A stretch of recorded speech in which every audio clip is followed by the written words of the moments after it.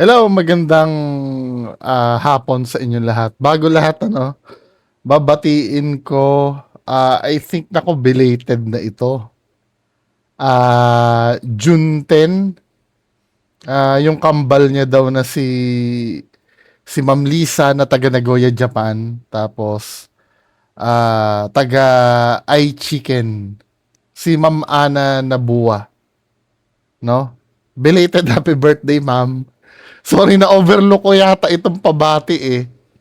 Na nasabi ko naman na na yun nga, sasabihin ko, ibabatiin ko siguro sa dami kasi na nag-PM sa akin, sorry, hindi ko na nabasa. Tapos, sino pa ba yung magpapabati dito? Si wait lang ha. Mhm. Yun lang ba? Ito si Sir Inoue Clyde. Huh? Sabi ni Inoue Clyde, happy birthday daw, pinakamaganda kong ate na si Ingrid Valiente Balite. Tama ba ako? At sa team DBMK, watching from Cebu. Hello, shoutout po sa Cebu. So, meron lang ako re-reaction. Ako,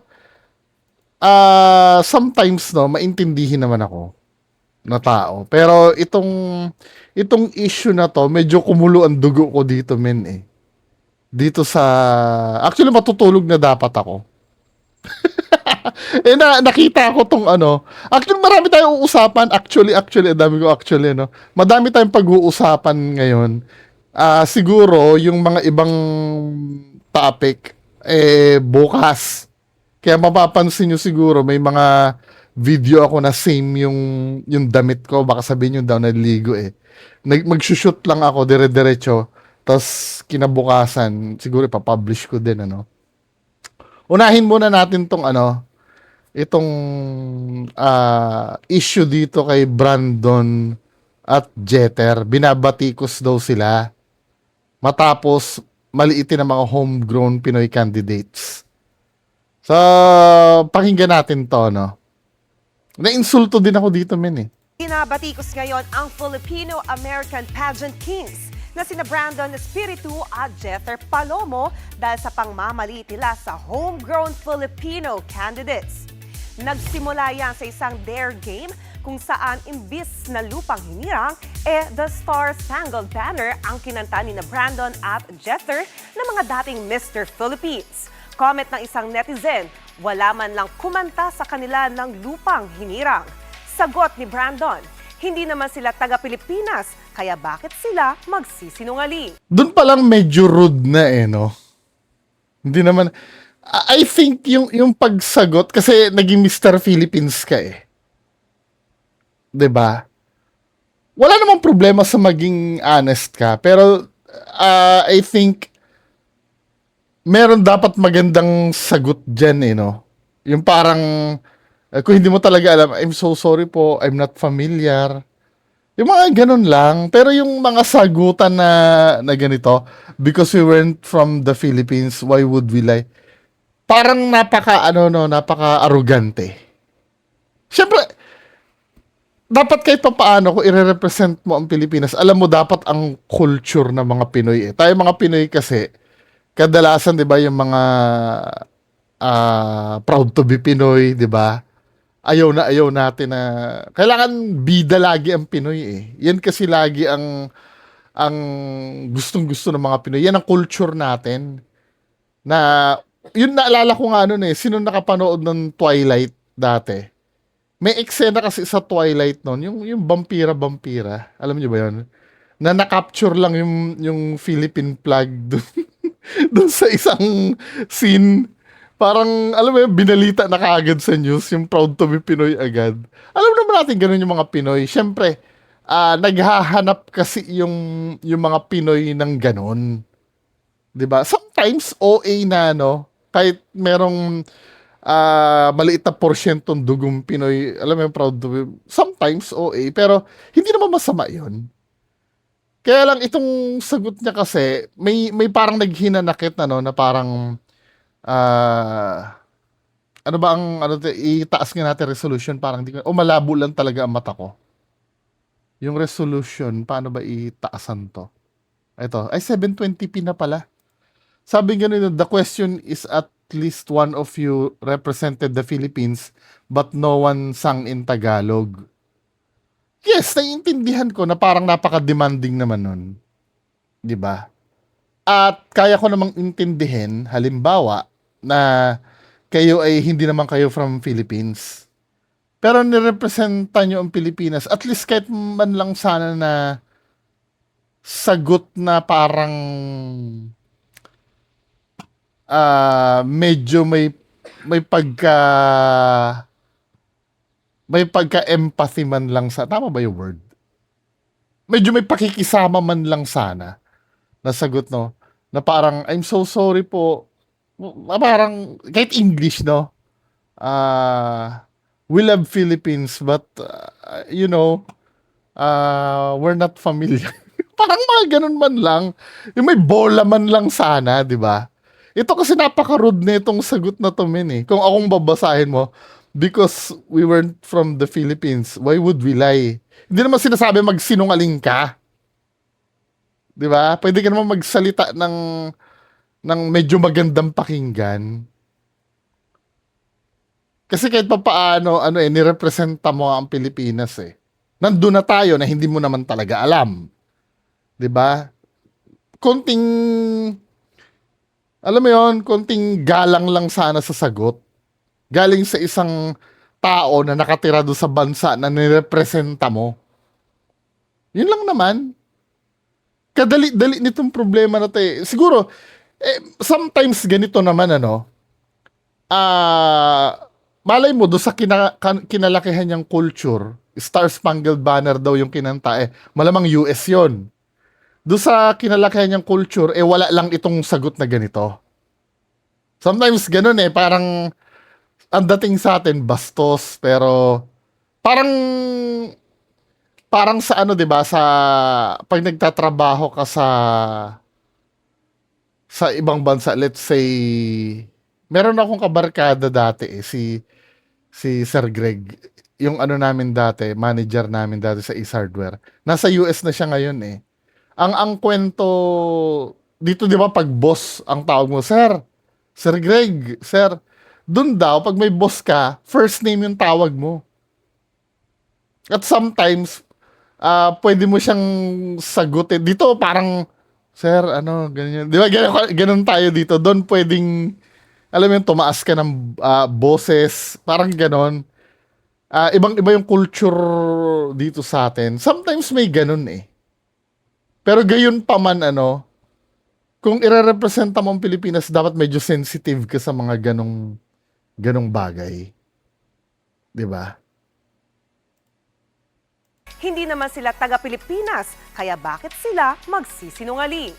Reply ng netizen, di sana Amerika na lang ang ni-represent nila. Diba? Banat pa ni Brandon, hindi naman magkakaroon ng chance sa national stage ang Pilipinas kung hindi dahil sa mga gaya nila na half-is o half-Pinoy.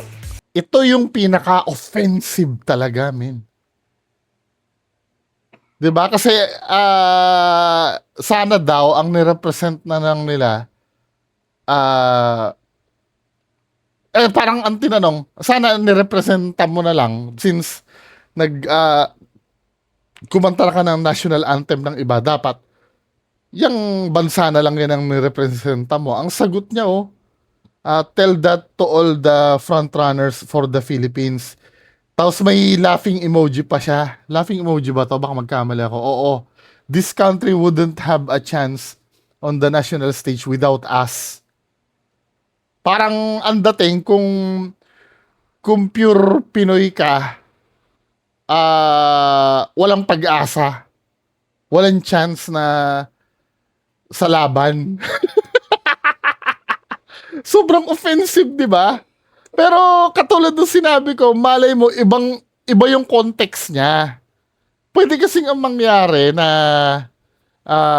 siguro ano no, walang gustong lumaban. Hindi naman sinasabi na wala tayong chance kung pure Pinoy yung sasali. Wala naman siya sinabing gano'n. Siguro ibig niya lang sabihin dahil walang lumalaban nung time na yon, 'di ba? Kung hindi pa ako magrerepresenta, hindi tayo magkakaroon ng chance. Parang gano'n.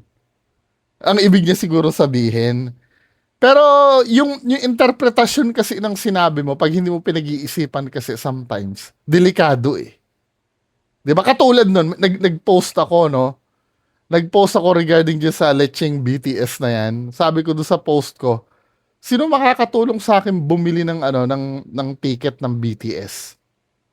Napag-isip-isip ko, may nag-comment kasi doon. Kay Alex Pabella hingi ka ng pera. Napag-isip-isip ko, yung dating kasi ng post ko, parang nanghihingi ako ng pera para makabili ng ticket ng BTS. 'Di ba? Yun ang dating kasi sa ano. By the way, hindi ako manonood ang mga pamangkin ko yun, nagpapatulong lang. May pambili po. Ang ibig ko lang sabihin, sino makakatulong sa akin, baka may connection kayo, na pwede ko makausap, na wala ng pila, 'di ba? Pero kaya ko inedit yung post ko eh, kasi naintindihan ko, nga pala no, pag binasa mo iba kasi yung dating, na parang ang nangyayari, nanghihingi ako ng pera para makabili ng ticket ng BTS. Hindi. Kaya nga nilinaw ko doon sa post ko eh, sabi kong ganun, hindi po pera ang need kong help. Ang need kong help ay connection kasi may pambili naman. 'Di ba? Anyway, magpatuloy natin dito. Ito pwede kasing ganun. Nagkamali ng intindi. Kaya lang dito kasi sa post niya merong laughing emoji eh. Siyempre, 'di ba? Sa ano kasi, sa pagpo-post, let's say halimbawa, merong ano diyan ano, ah, meron kang sinabi, may sinulat ka. Hindi naman malalaman doon sa sinulat kung ikaw ay sarcastic. Wala naman, hindi naman kasi mababasa ang sarcasm eh. Nararamdaman mo yun, lalo na kung may mga laughing emoji na ganyan, di ba? Si Jether naman, napakomment din ng I pledge allegiance to the American flag. Deleted na ang post, Di ba? Parang sinakyan pa na itong isa. pero tumaas ang Tapos yan, marami na. Nagkaroon na ng pati yung mga sikat na tao, ito si Stacey Gabriel, Michael Cinco, 'di ba? The nerve of these ordinary looking guys acting superior when they don't even look like they have any foreign ancestry. They only came to the Philippines to build a career and gain followers. Nako.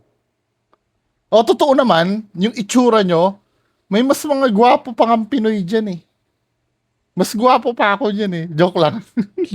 Hindi, ibig ko sabihin yung ganyang itsura na yan, yung mukhang paa na yan, men. Walang sinabi kila Piolo Pascual yan eh.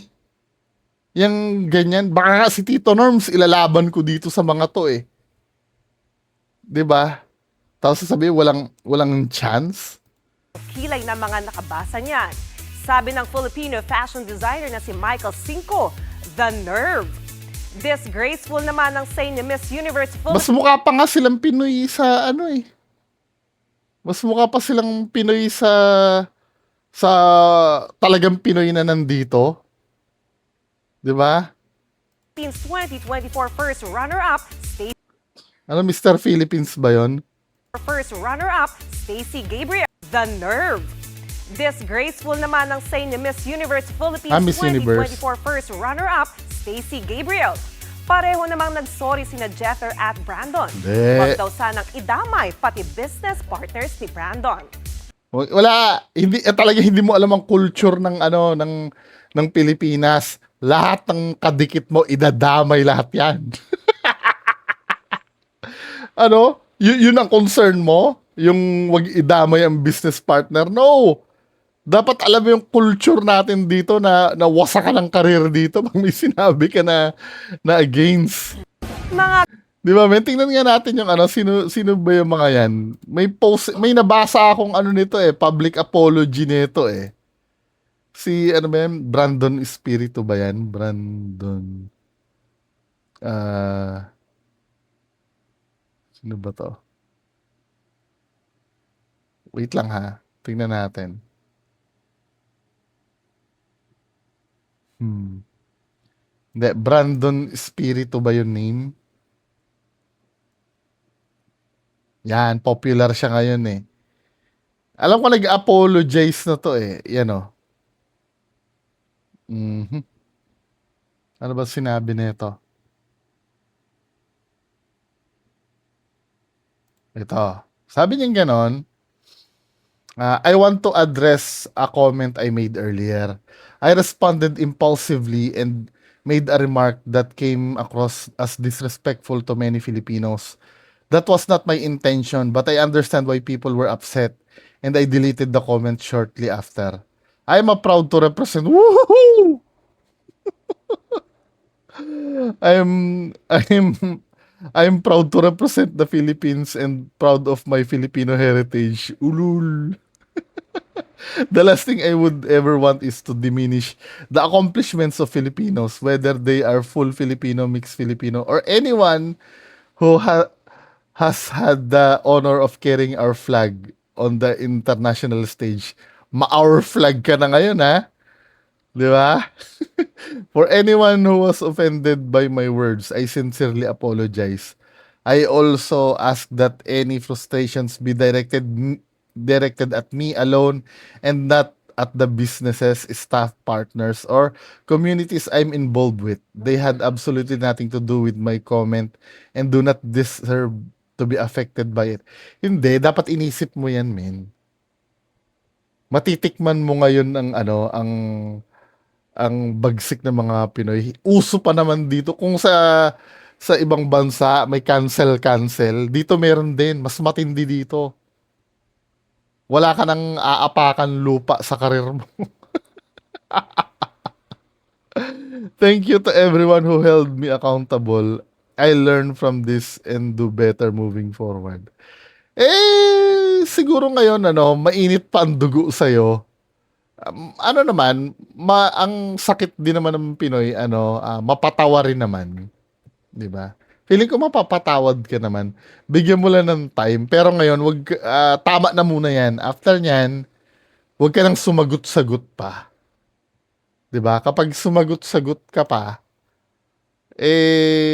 mayayari ka lalo. Yung sinasabi mo na yung wag madama yung businesses, staff, partners, or communities I'm involved with. Tumahimik ka para hindi na madama yung mga yan. Kasi kung dahilan ka pa ng dahilan, ito yung pinakamagandang gawin talaga, yung mag-apologize agad. Sana hindi mo na nga sinabi ito na I also ask that any frustration be directed at me alone and not the businesses. Lalong gagawin ng Pinoy yan pagka pinagbawalan mo na idama yan. Dapat hindi mo na pinaalala to, basta nag-apologize ka na lang dapat. 'Di ba? Then manahimik ka muna, palamig. 'Di ba? Total hindi ka naman ganun kakilala eh. Kaya just in case dumating uli na dumaan sa nila yung pangalan mo na Brandon Espiritu, 'di ba?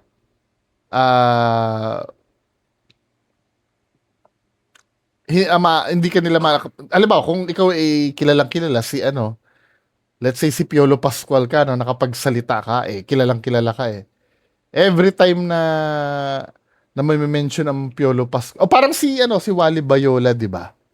Every time na may mention si Wally Bayola, laging bumabalik yung issue sa kanya. Kasi sikat si Wally Bayola. Kaya ikaw, pasalamat ka. Hindi ka masyadong sikat. Ang name mo ay Brandon Espiritu, no? Hindi ka masyadong magmamarka. Pwede ka makalimutan. At yung pagka-resurface mo uli, hindi na mauungkat yan. Diba? Okay pa yan. Okay ka pa. Ano tong, Ako, may sumasakay. Ano tong sasabihin nito?